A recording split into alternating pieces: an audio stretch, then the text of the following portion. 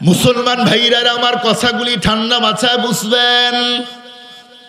এক পর্যায়ে ফজল ইবনে আব্বাস রাদিয়াল্লাহু তাআলা আনহু সেই মুহূর্তে আল্লাহর পয়গম্বরকে বন্ধুরা আমার সুন্দর করে যখন বুকের সাথে ধরলো, এরপরে নবী আলাইহিস সালাতু ওয়াস সালামকে সেখান থেকে যখন বাহিরে নিয়ে যায়, এরপরে বিশ্বনবী সেই মুহূর্তে ফজল ইবনে আব্বাসকে তখন ডেকে বলল, ফজল, যতগুলি পুরুষ সাহাবী আছে তামাম সাহাবীকে এখন আমার সামনে হাজির করে দাও। এ কথা বলতেই যতগুলি সাহাবীর কানে বন্ধুরা আমার তাদের কর্ণকুহরে ঢুকছে বিশ্বনবী ডাকে। সমস্ত সাহাবীগুলি অল্প টাইমে হাজির হয়। এক পর্যায়ে তামাম সাহাবীগুলি যখন বিশ্বনবীর সামনেই হাজির হয়ে গেল, সেই মুহূর্তে আল্লাহর পয়গম্বর সাহাবীদেরকে তখন ডেকে বলল, আমার সাহাবীরা, তোমরা কি জানো আমি কি জন্য তোমাদেরকে ডেকেছি? সেই মুহূর্তে সমস্ত সাহাবীগুলি ডেকে বলল, নবীজি না।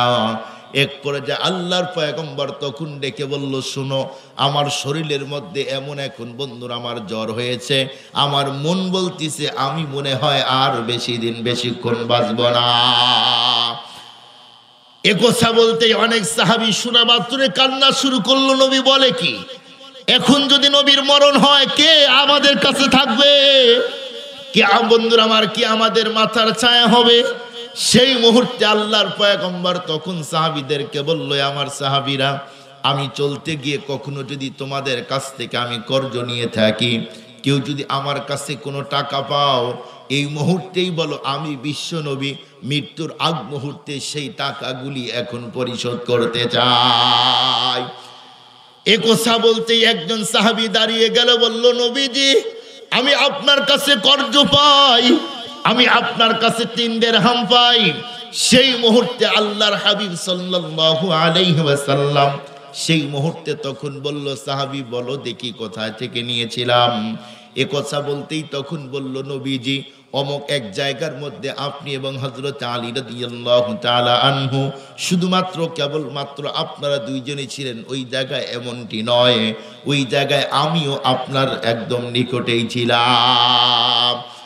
ওগো নবীজি, আমরা 3 জন এক জায়গায় বসেছিলাম, এমন মুহূর্তে একজন ভিক্ষুক আপনার কাছে আসলো।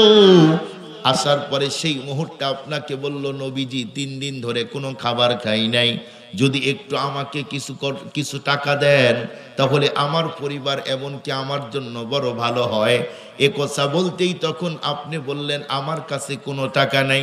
এরপরে হযরত আলী রাদিয়াল্লাহু তাআলা আনহুকে বললেন, আলী, তোমার কাছে কোনো টাকা আছে কিনা বলো, আমি জানতে চাই। সেই দিন হযরত আলী বলেছিল, নবীজি, আমার কাছে কোনো টাকা নাই। এরপরে আপনি যখন বললেন, আমি বললাম, নবী আছে। এক পর্যায়ে আমি সেই মুহূর্তে আপনাকে 3 দিরহাম কর্জ দিলাম।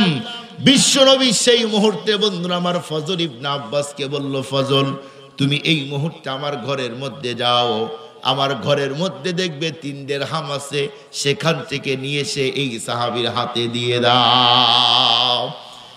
এক পর্যায়ে ফজল সেখান থেকে গেলেন, টাকা আনলেন, এরপরে ওই সাহাবীর হাতে দিয়ে দিল।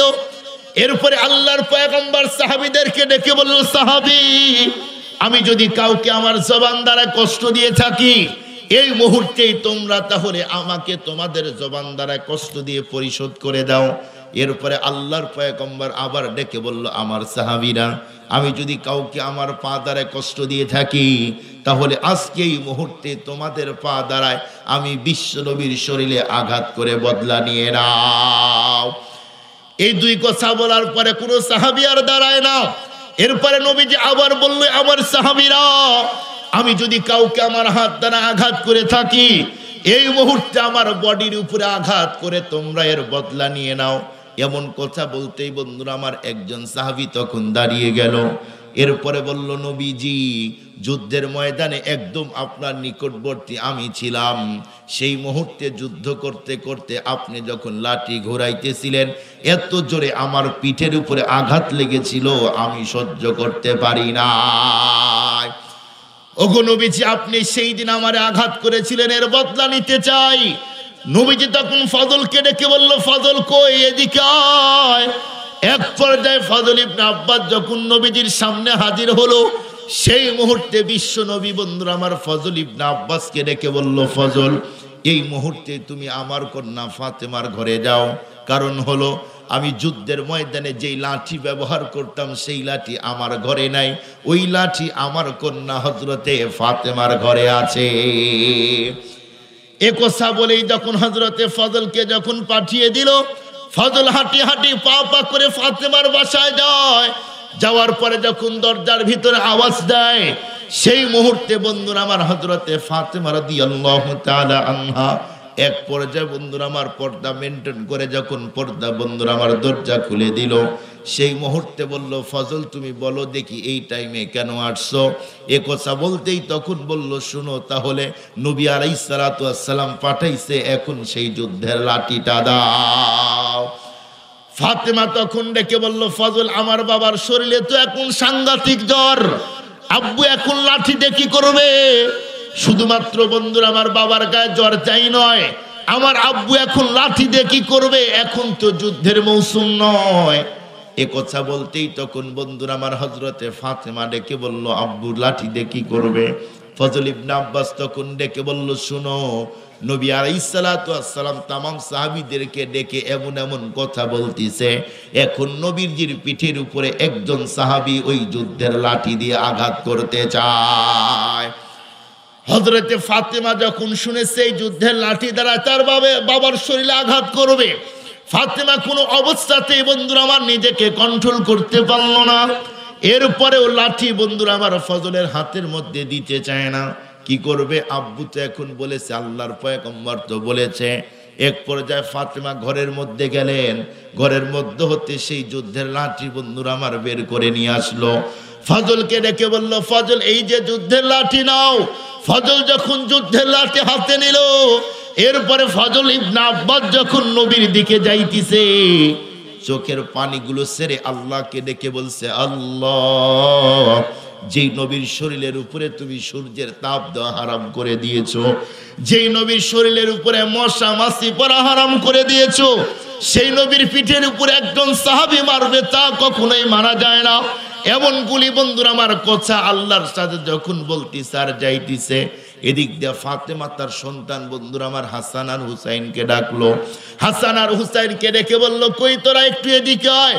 এক পর্যায়ে হাসান আর হুসাইন যখন সামনে আগায়, সেই মুহূর্তে দুই সন্তানকে ডেকে বলল, বাবা শোন, তোরা দুই ভাই আমার বাবার পিঠের উপরে কখনো ঘোড়া বানিয়ে কখনো গরু বানিয়ে পিঠের উপরে তোরা চলতি, আজকে তোর নানার সেই পিঠের উপরে একজন সাহাবী আঘাত করবে, যা আমি মা মানতে পারি না।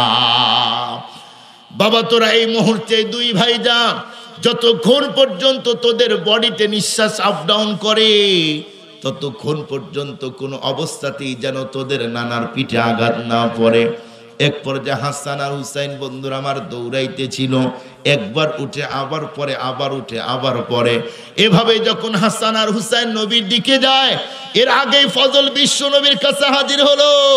এরপরে বিশ্ব নবীকে তখন ডেকে বলল, নবীজি এই যে যুদ্ধের লাঠি আমি আপনার কন্যার কাছ থেকে নিয়ে আসলাম। যেই মুহূর্তে নবীজির হাতে লাঠি দিয়ে দেয়, সেই মুহূর্তে বন্ধুরা আমার বিশ্ব নবী সাহাবীর হাতে যখন লাঠি দিল, এরপরে আল্লাহর